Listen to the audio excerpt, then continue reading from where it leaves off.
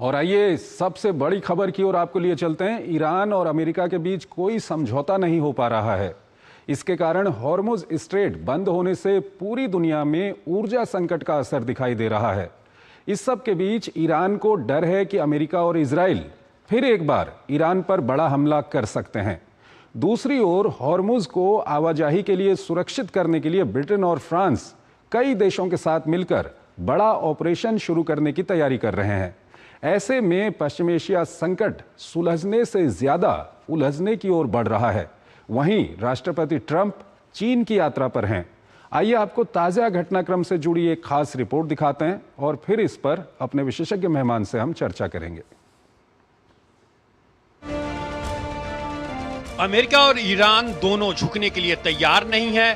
फिलहाल जंग रुकी हुई है, लेकिन ट्रंप की माने तो सीजफायर वेंटिलेटर सपोर्ट पर है। पश्चिम एशिया के इस तनावपूर्ण माहौल के बीच राष्ट्रपति ट्रंप चीन का दौरा कर रहे हैं, जहां वो राष्ट्रपति शी जिनपिंग के साथ ईरान और हॉर्मुज स्ट्रेट संकट पर विस्तार से चर्चा करेंगे।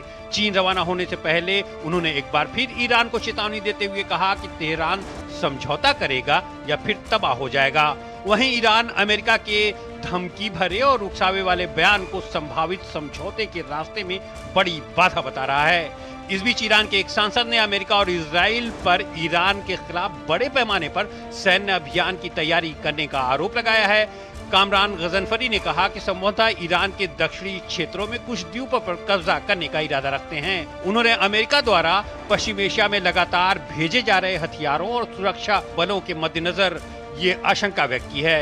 वहीं ईरान के विदेश मंत्री अब्बास अराक्ची ने हॉर्मुज की मौजूदा स्थिति के लिए ईरान पर हुए हमले और उसके बाद सीजफायर का बार बार उल्लंघन को बताया है। उन्होंने कहा कि ईरान हॉर्मुज से जुड़ी व्यवस्थाओं के लिए अंतर्राष्ट्रीय कानून के अनुसार नियम बनाने के लिए परामर्श कर रहा है। उधर हॉर्मुज में जहाजों की आवाजाही सुरक्षित करने के लिए ब्रिटेन यूरोपीय देशों के साथ मिलकर बड़ा कदम उठाने जा रहा है। 40 देशों के रक्षा मंत्रियों की एक बैठक में ये घोषणा की गई। ब्रिटिश रक्षा मंत्री जॉन हेली ने बताया कि ब्रिटेन ड्रोन, लड़ाकू विमान और युद्धपोत तैनात करने की तैयारी में है। मिशन के हिस्से के रूप में टाइफून जेट और HMS ड्रैगन को भी तैनात किया जाएगा।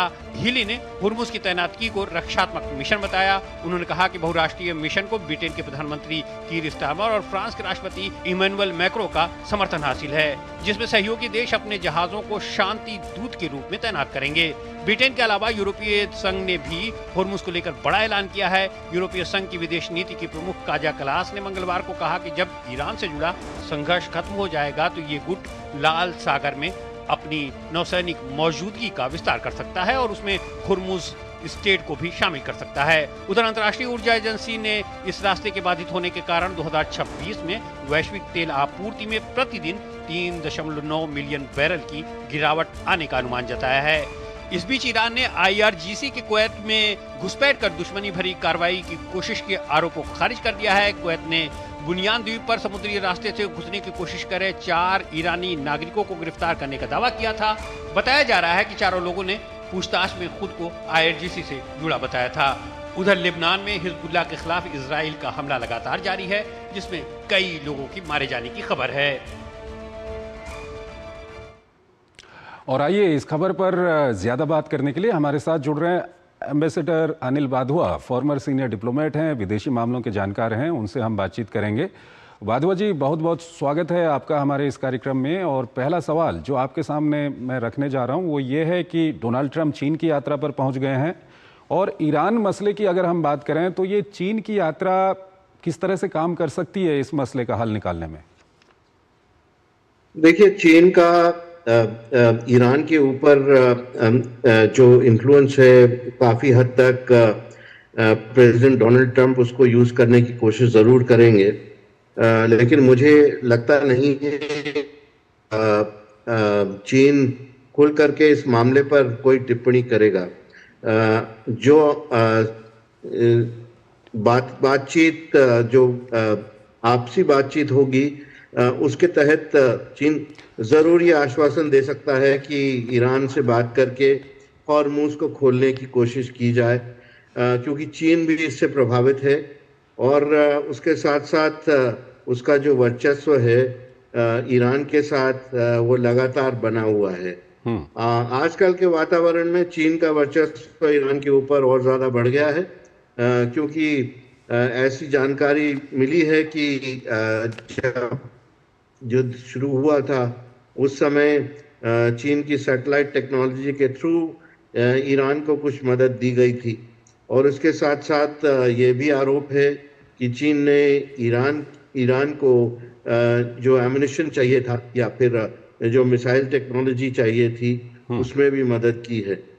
तो इसके चलते प्रेसिडेंट ट्रंप ये मुद्दा ज़रूर उठाएंगे और जो आप बातचीत होगी जो खुले में नहीं हो सकती, लेकिन जो 1-to-1 उनके बीच में बातचीत होगी, उनका जो लंच है और चाय के ऊपर भी मिल रहे हैं, और फिर जो डेलीगेशन लेवल टॉक उनके उसके दायरे में ये ज़रूर बात हो सकती है।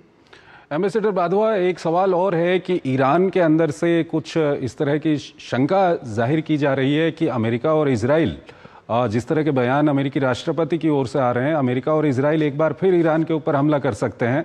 तो ईरान की इस शंका को आप किस तरह से देखते हैं?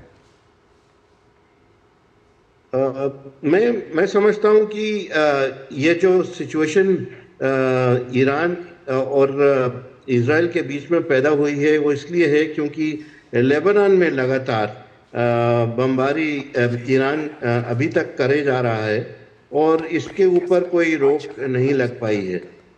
ईरान ज़रूर चाहेगा कि लेबनान की बमबारी रुके, और इसके चलते जो ईरान का एक बहुत बड़ा मुद्दा है कि युद्ध विराम जो है लेबनान में भी लागू हो और गल्फ में भी लागू हो, उसी समय लागू हो। उसको समझना बहुत महत्वपूर्ण है इस कॉन्टेक्स्ट में। ठीक है एम्बेसडर बाधवा, एक छोटा सा हमको ब्रेक लेना है। ब्रेक के बाद हम इसी मामले पर चर्चा जारी रखेंगे।